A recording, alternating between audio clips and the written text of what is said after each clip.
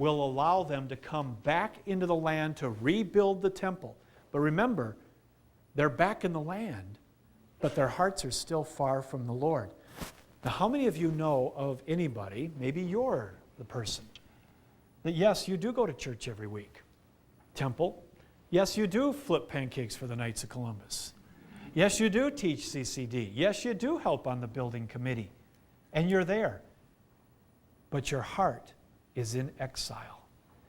Why did they end up in exile? This is one of the lessons that I want to make sure that you get no matter what. Why did they leave? Why did they end up in exile? This is a critical. We call this now Winnie the Pooh theology. Think.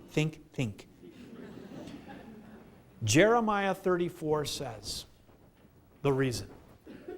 You see, the law was written for Israel so that Israel would become that first son among many nations. And that Israel would do what God did for her. She would do for other nations what God has done for her. What did God do? He released her from bondage. He freed her from tyranny. He got her out of Egypt. Release.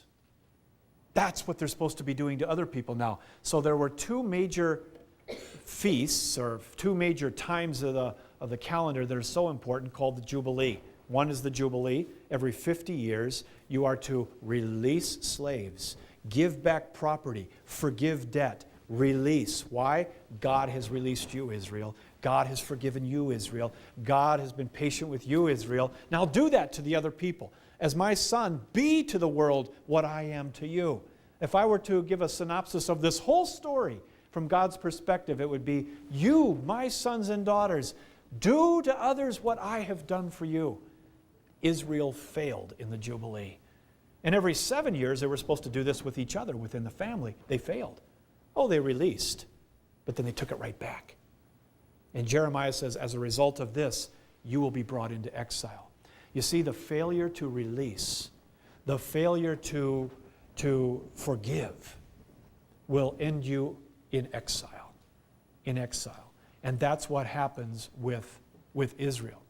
She ends up in exile here. Now, I want to draw your attention to a couple of things. One, we've got a lot of books that are written, supplemental books. The main book is the rest of 2 Kings for the exile. But notice we've got Ezekiel writing from captivity. We've got Ezekiel writing from captivity. We've got Judith, Lamentations. Jeremiah writes Lamentations. What's he lamenting? The destruction of Jerusalem.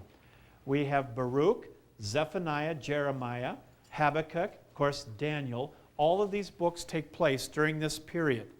And they must be read in light of this exile that is taking place here. Babylon will be defeated by the Persians very shortly, and in our next period, Cyrus, the king of the Persians, will allow them to return. Now, everybody in this room that I can see, and I imagine many of you watching the video and listening on the CD, have heard of the Hebrew pronouncement, or the way to pronounce the name Cyrus in Hebrew. What is it? In Hebrew, Cyrus, king of Persia, is pronounced Koresh. You see, back in Waco, Texas, there was a young man who saw himself as the anointed one that would bring the people back, and related to King David. David Koresh is what he called himself. He got a little out of hand, though, in terms of what his role was.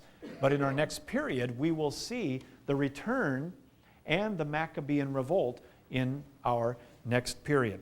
So we've covered now the black bead on your designer jewelry and the baby blue bead. And I want to remind you to continue to write in your workbook, keep notes in your workbook, and keep notes so that you can continue to grow in this. Next period, we'll be moving into the books of Ezra and Nehemiah. God bless you.